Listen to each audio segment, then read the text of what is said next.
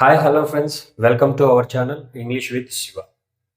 ఈ ఛానల్ యొక్క ముఖ్య ఉద్దేశం ఏంటంటే చాలామంది చాలా రకాల కాంపిటేటివ్ ఎగ్జామ్స్కి ప్రిపేర్ అవుతూ ఉంటారు.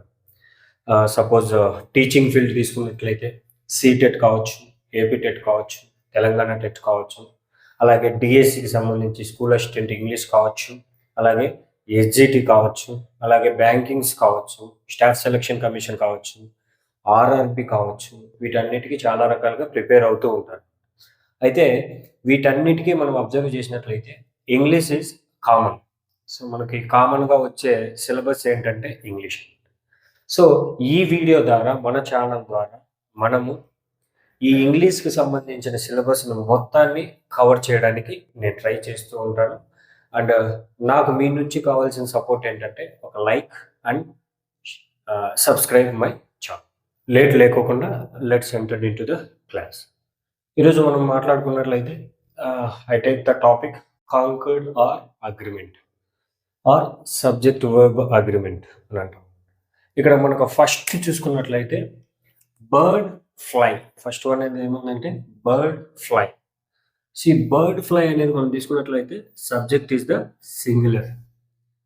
సో ఈ సబ్జెక్ట్ అనేది సింగులర్లో ఉంది.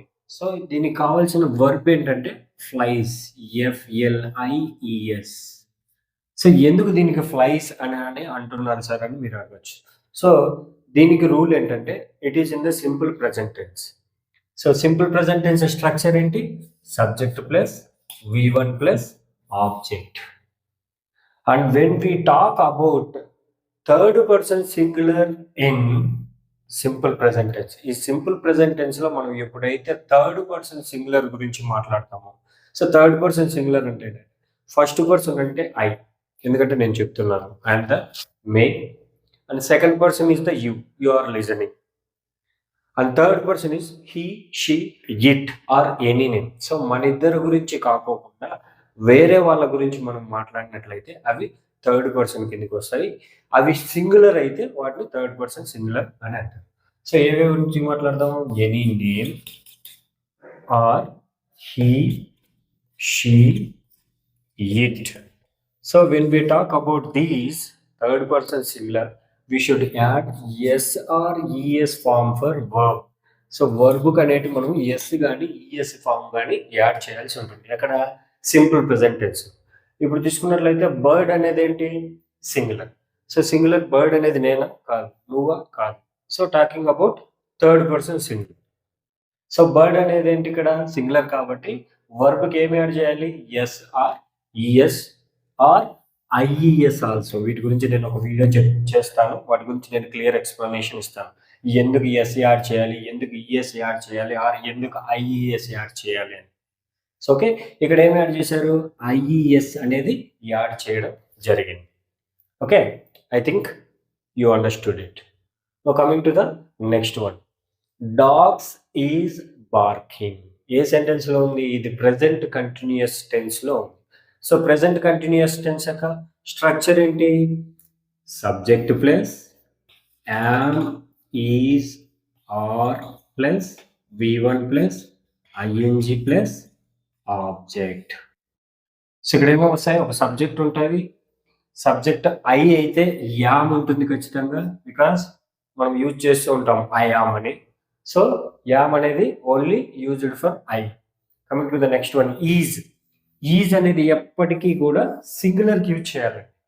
సో ఏదైతే సింగులర్ గురించి మనం మాట్లాడతామో, he is, she is, it is, Rani is, Sita is, అట్లా సింగులర్కి యూజ్ చేయాలి. సో ఈ ఆర్ చూడండి, ఇది ఫ్లూరల్కి యూజ్ చేయాలన్నమాట. They are, we are, you are, ఇట్లా ఫ్లూరల్కి అనేది మనం యూజ్ చేయాల్సి ఉంటుంది. ఇక్కడ సబ్జెక్ట్ చూసుకొని మనకి ఇక్కడ డాగ్స్. డాగ్స్ అనేది ఏంటి? Singular plural? సో మనకు మోర్ దెన్ వన్ డాగ్ ఉంది కాబట్టి dogs, it is a plural.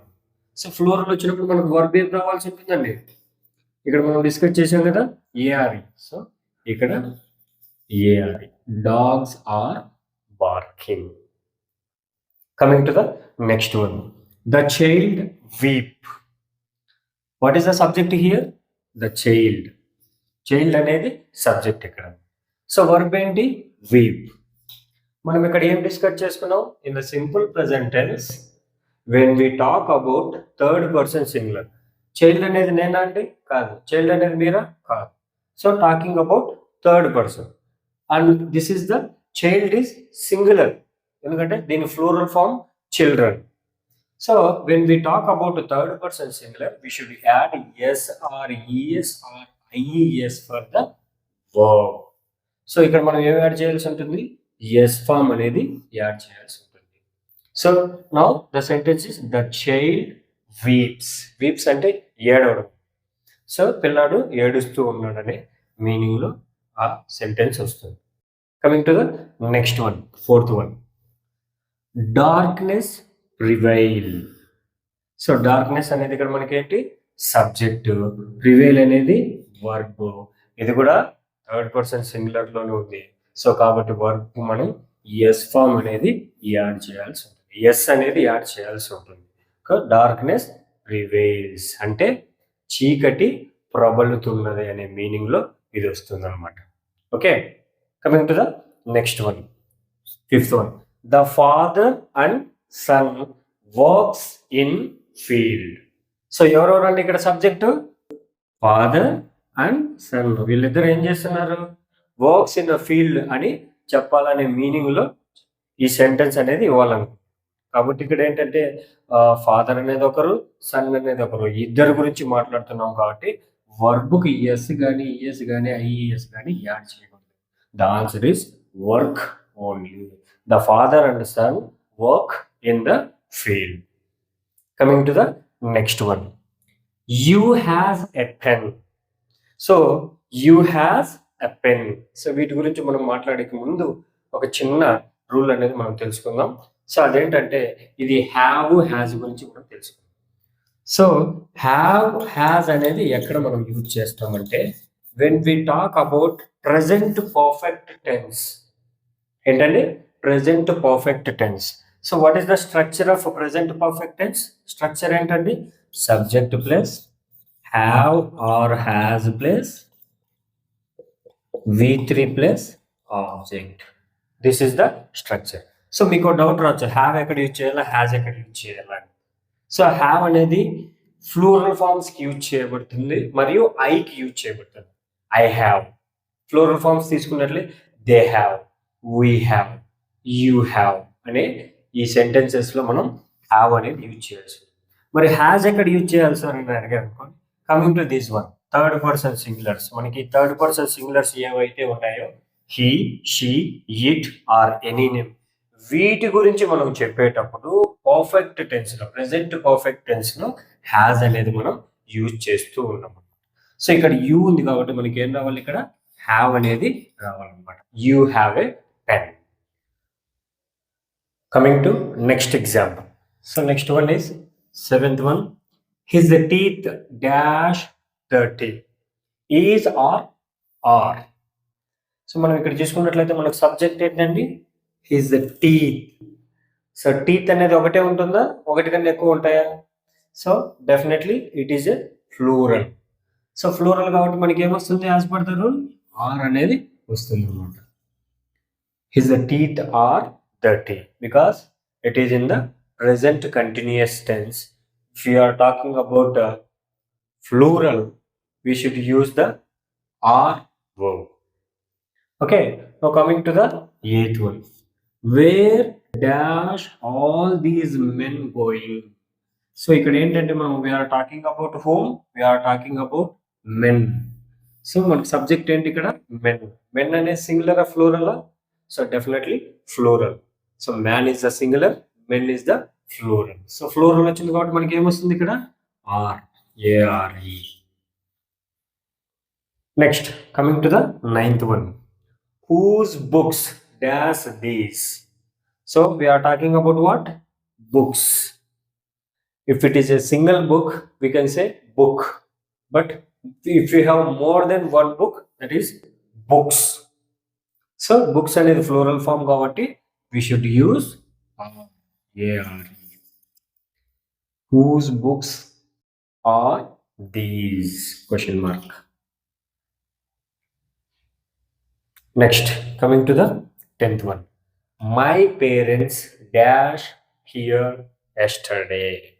So ఇక్కడ ఏంటంటే మనకు my parents. So my parents అనేది సబ్జెక్ట్ ఇక్కడ. So my parents dash here yesterday, ఇక్కడ మనకు ఒక కీవర్డ్ ఉందండి.